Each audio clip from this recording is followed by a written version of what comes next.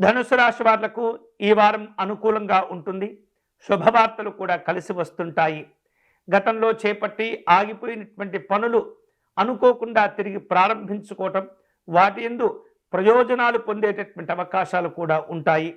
వివిధ రూపాల్లో గతంలో మీ అవసరాల కోసం చేసిన అప్పులు ఏవైతే ఉంటాయో వాటిని తీర్చివేయగలుగుతారు. ఉద్యోగపరంగా అనుకూలమైనటువంటి ఫలితాలు ఉంటుంటాయి. కుటుంబ పరంగా, వ్యవహార పరంగా ఈ వారం కొన్ని శుభవార్తలు వినేటటువంటి అవకాశాలు కనిపిస్తున్నాయి. కుటుంబ పరంగా కొన్ని నిర్ణయాలు ఏవైతే ఉంటాయో చాలా జాగ్రత్తగా తీసుకోవలసినటువంటి అవసరం ఉంటుంది. లేనట్లయితే అనవసరమైనటువంటి చికాకులు, ఆందోళనలు ఇబ్బంది పెడుతుంటాయి. ఈ వారం కష్టమైనటువంటి కొన్ని రకాల పనులు కూడా ప్రారంభించేటటువంటి అవకాశాలు ఉంటాయి.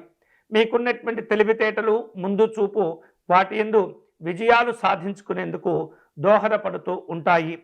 వ్యాపార రంగంలో ఉన్నటువంటి వాళ్లకు మంచి మంచి లాభాలు కలిసి వస్తుంటాయి.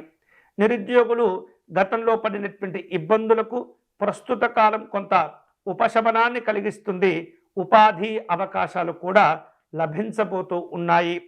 స్నేహితులను కలుసుకుంటారు, బంధువులను కలుసుకుంటారు, కుటుంబపరమైనటువంటి శుభ కార్యక్రమాల్లో పాల్గొంటారు. ఈ వారం ఈ ధనుస్సు రాశి వారిలో శుభకరమైనటువంటి ఫలితాలు పొందేందుకై దక్షిణామూర్తి స్వామి వారిని పూజించటం, ఆరాధించటం మంచిది.